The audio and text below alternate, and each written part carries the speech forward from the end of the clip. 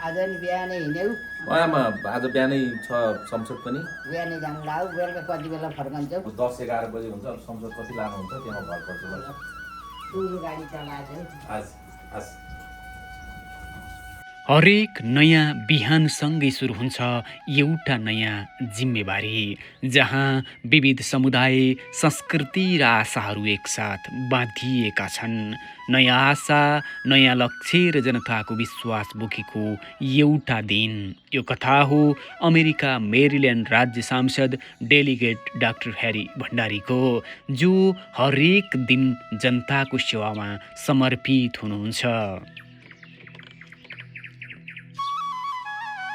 नेतृत्वको यात्रा घरबाटै सुरु हुन्छ।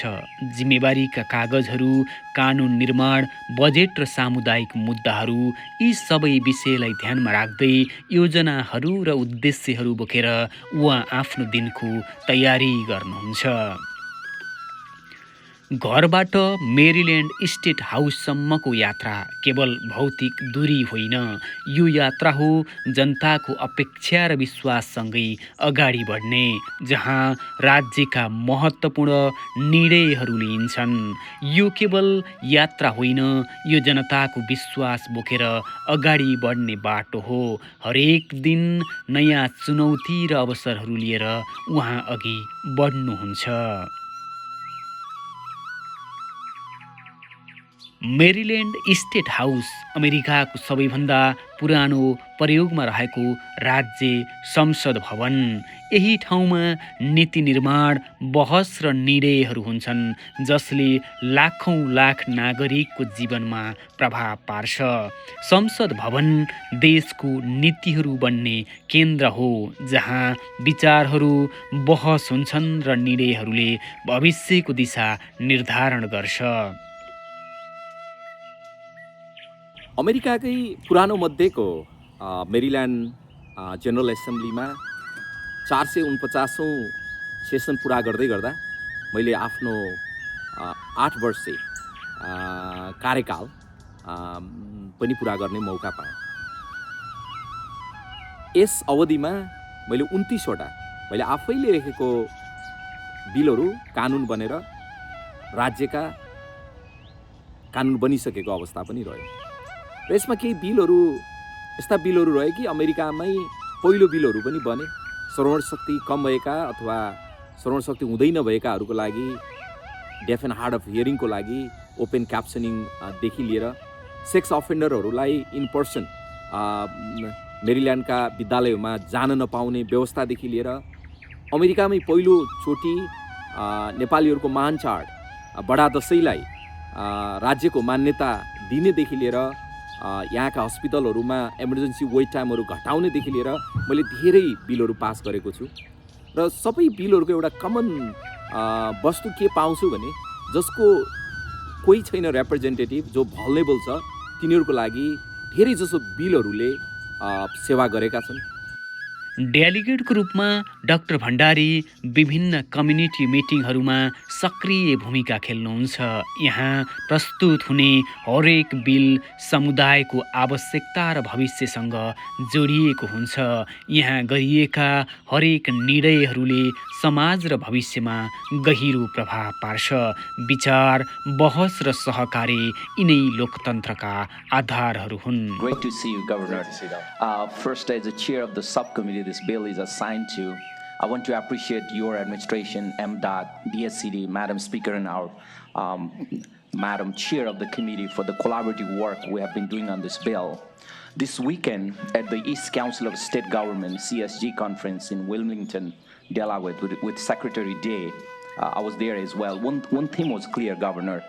Pew data and other many research shows broad bipartisan support for faster permitting and expanding housing options. If public consensus exists, what do you see as the main barriers preventing implementation at scale in the past, both in local and state level, and any word of wisdom as our subcommittee and committee working on this bill? Question. Thank you, and thanks for the leadership, Delegate. Listen, I think that this one for me, you're never going to have economic mobility if we cannot better enhance physical mobility. That this is an issue that people have been screaming about for years, Democrats and Republicans. That people have been screaming about, whether you're in the Eastern Shore or whether you're in the Baltimore region. We need more housing.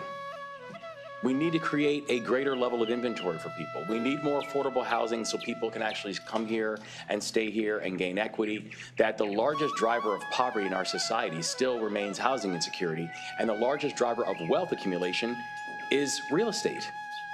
That housing literally sits as the barbell between wealth and poverty. And so I think that what we have continued to see and what we've continued to hear is just a cross-state bipartisan consensus on the idea that we need more housing and we need it now.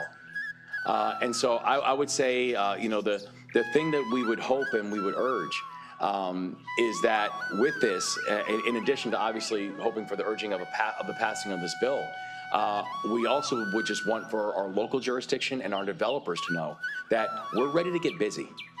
And we are ready to start making these things happen and start driving down the number driving down that unit shortage number that we have in the state of Maryland that is significantly suppressing economic growth and economic mobility that we all hope for within the state. Delegate हुनुको सबैभन्दा महत्त्वपूर्ण भाग भनेको आफ्नो कन्स्टिट्युन्सीसँग जोडिनु हो। उहाँ जनताको आवाज सुन्नुहुन्छ र त्यसलाई स्टेट हाउससम्म पुर्याउनुहुन्छ।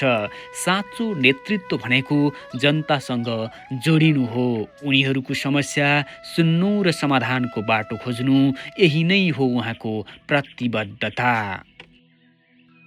म एउटा पहिलो नेपाली अमेरिकनको रूपमा मेरील्यान्ड राज्यको लेजिस्लेटर हुँदै गर्दा मेरो आफ्नो मैले भनेको सुरुमा मेरो आफ्नो विचार र मेरो आफ्नो मिसन पनि कहिल्यै पनि इलेक्टेड अफिसर भनेको सेवा प्रदाय हुनुपर्छ र कहिले पनि इलेक्टेड अफिसरको अफिस र इलेक्टेड अफिसर पिपलबाट टाढा जानु हुँदैन भन्ने कुरालाई मैले आत्मसात गर्दै आजसम्म नेपालीहरूलाई अमेरिकाभरि नै दुःख परेका नेपालीहरूलाई मैले सहयोग गर्ने जुन एउटा मौका पाएँ त्यसको लागि सम्पूर्ण साथीहरू, सम्पूर्ण नेपाली सङ्घ संस्थाहरू, पत्रकार साथीहरू र सम्पूर्ण दाजुभाइ दिदीबहिनीहरूलाई म हृदयदेखि नै नमन गर्न चाहन्छु।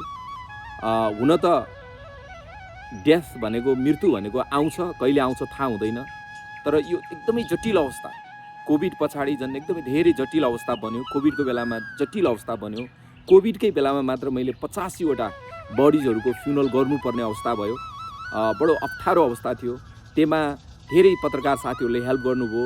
उहाँ नेपालीहरूको बडिजलाई फिगर आउट गर्न, आइडेन्टिफाई गर्नदेखि लिएर आजसम्म 450 जति नेपाली दाजुभाइ दिदीबहिनीहरूको एउटा मृत्यु भइसकेपछि उहाँहरूलाई एउटा डिग्निफाइड किसिमबाट उहाँहरूको फ्युनल हुनुपर्छ भनेर जुन मेरो अफिसले मैले गर्न सक्यौँ, यसमा सम्पूर्ण नेपालीहरू अहिले जसले यो सुन्नु भएको छ तपाईँहरूलाई पनि म नमन गर्न चाहन्छु। म एक्लै गर्न सकेको होइन, जुन तपाईँहरूले गोफन्डदेखि लिएर धेरै खालको रिसोर्सहरू भन्नुभयो, मेरो अफिसलाई रिच आउट गर्नुभयो, त्यसको लागि पनि म धन्यवाद भन्न चाहन्छु।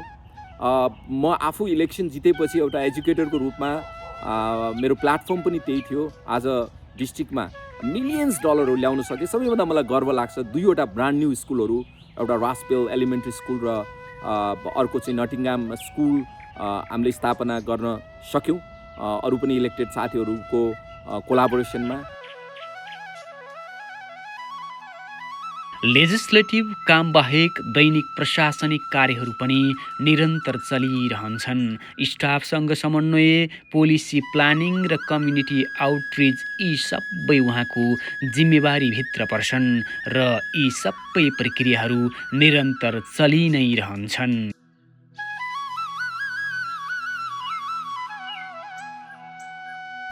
Hey Matt, good morning. How are you? Wonderful. And the bill is on the floor today. Senate bill. So, do you have any update from Senate side? दिनभरिका जिम्मेवारीहरू पुरा गर्दै उहाँ फेरि भोलिको तयारीमा लाग्नुहुन्छ। जनताको सेवामा बितेको हरेक दिन उहाँका लागि प्रेरणाको स्रोत हो। म आफैले लेखेको बिलहरूबाट पनि लेजिस्लेटिभ बन्ड इनिसिएटिभ भन्छ, त्यहाँबाट $9.5 लाख चाहिँ नेपाली कम्युनिटी सेन्टरहरूको लागि पनि मैले ल्याउन सकेँ। यो कुरालाई पनि इन्स्पायर भएर अरू राज्यहरूमा पनि त्यहाँको कम्युनिटी साथीहरूले गभर्मेन्टबाट फन्डिङ ल्याउने प्रयास गर्नुभएको छ। त्यो अत्यन्त सराहनीय कुरा पनि हो। अब त्यसै गरेर धेरै कोभिडको बेलामा दाह संस्कारदेखि लिएर जो अनइम्प्लोइड हुनुहुन्थ्यो उहाँहरूलाई पनि त्यो पैसाहरू रिकुप गर्ने, अनइम्प्लोइमेन्टको भत्ताहरू रिकुप गर्ने काम गरे। झन्डै 11 मिलियनभन्दा बढी त्यो गएको पैसा उहाँहरूलाई फिर्ता आउन सक्यो। त्यसै गरेर धेरै बच्चाहरू, नेपालीको बच्चाहरूले, सयौँ बच्चाहरूले मेरो अफिसबाट स्कलरसिपहरू पाएका छन्। कति भाइ बच्चाहरू अहिले मेडिकल स्कुलमा छन्, ल स्कुलमा छन्। त्यो पनि मलाई एकदम गर्व लाग्छ। एभ्री इयर मैले लेजिस्लेटिभ इन्टर्नसिप गर्छु। लगभग 100 जना विद्यार्थीहरूले त्यहाँबाट पास गर्छन् र अमेरिकामा कानुन कसरी बन्छ भन्ने विषयमा पहिलो फर्स्ट ह्यान्ड नलेज पाउँछन् बच्चाहरूले। र यसै गरेर धेरैजसो नेपाली कम्युनिटीहरूलाई इमिग्रेसनको समस्या पर्छ। इमिग्रेन्टहरूको देश हो। तसर्थ त्यो बेलामा पनि मैले फेडरल पार्टनरहरूसँग मिलेर सिनियर सेनेटर क्रिस भान हलेन लगायतको अरू कङ्ग्रेसम्यान उहाँहरूसँग मिलेर धेरै केसहरू रिजल्भ गर्न सकिएको छ। तसर्थ मलाई यो 8 वर्षको समय हेर्दाखेरिमा पिपुलको लागि मैले रात दिन, म आफू पनि गीतामा विश्वास गर्ने मान्छे, अहिले पनि म गीता पढ्छु बिहान उठेर।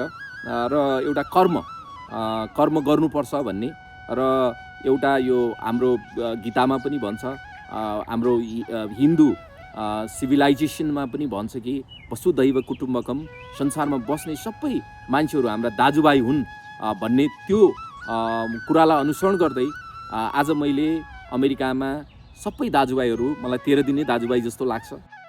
नेतृत्व भनेको पद होइन, यो सेवा हो, यो विश्वास हो, यो प्रतिबद्धता हो।